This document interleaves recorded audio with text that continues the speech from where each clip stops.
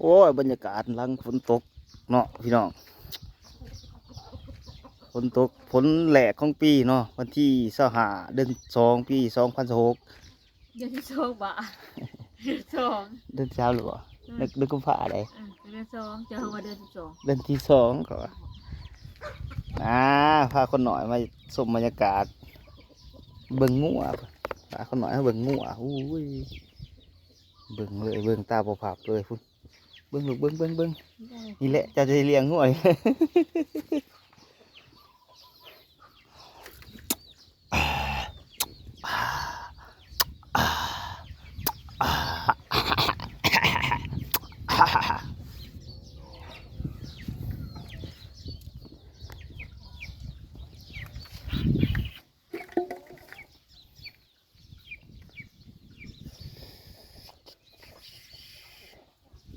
ใช้งวยหลา